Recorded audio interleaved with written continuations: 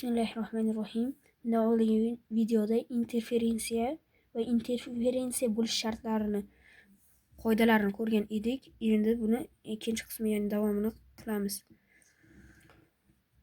To'lqin uzunliklari farqi, ya'ni to'lqin uzunliklari yoki shassizalari teng bo'lishi kerak deyilgan. Birinchi o'rik mana delta x teng x1 minus x2. Ikkita to'lqin birlashyapti. Natijada birini farqi x1, masalan uchun ikkita to'lqinni lambda bir xil bo'lishi kerak emas. Ya'ni to'lqin uzunliklari bir xil bo'lsa, interferensiya jarayoni sodir bo'lmaydi.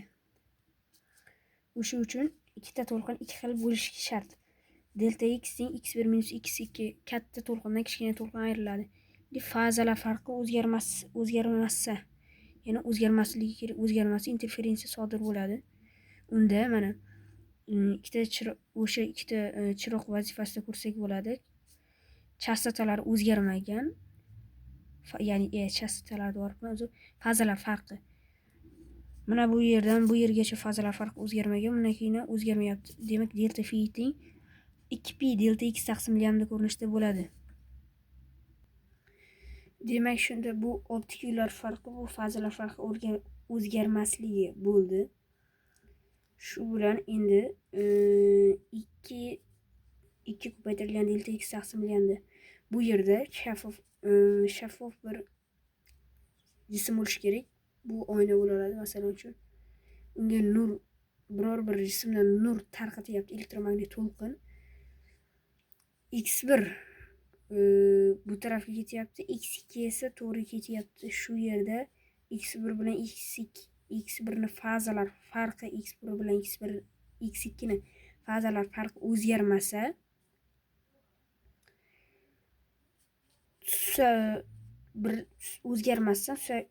susaymasdan ketadi, ya'ni qo'shilib ketadi.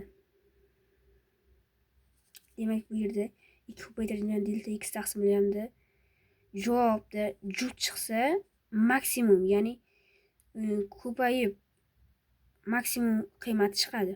Agar toq chiqsa minimum qiymati chiqadi, ya'ni bir-birini yeb yuboradi. Minimumda maksimumda qo'shilishadi. Agar pi fazaga o'zgarsa, juft chiqsa minimum bo'ladi, toq chiqsa maksimum ko'rinishda bo'ladi. Bu yerda ham delta x x1 minus x2 bo'ladi. Demak, keyin difratsion panjara. Difratsiya deb nimaga aytiladi? Difratsiya deb yorug'likning juda ham kichik tirqichdan o'tganda to'g'ri tirqich sohasiga og'ish hodisasiga difratsiya deyilar ekan. Demak, bu yerda difratsiyani ko'rib chiqamiz. Difratsiya yorug'lik tushadi va u tarqaladi. Yorug'lik xuddi tuvush tarqalishiga o'xshaydi. Tarqaladi. Bu yerda masofa. Bu masofa nima? Mana bu yerdagi masofa d.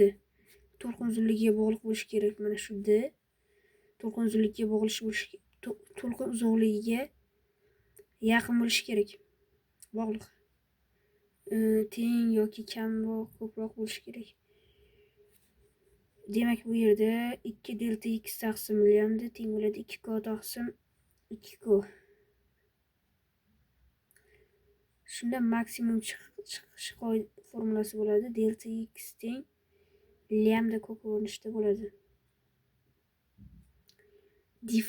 Difratsion panjara nima? Difratsion panjara yorug'lik tushyapti va bular yorug'lik bu mayda masofalar yordamida turli xil yana turli joylarga tushadi yorug'lik va bu yerda sin salfa topiladi. Masalan uchun mana bu yerdan tushayotgan yorug'lik to'g'riga tushadi. Bu yerdan esa bu tomonga va to'g'riga tushadi. Shunda qarshidagi katetni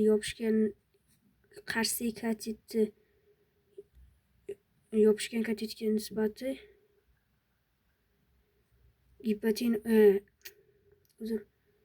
qarshisi katetga gipotenuzaning nisbati sin alfani beradi. Bu yerda delta x taqsimda sin alfaga teng bo'ladi.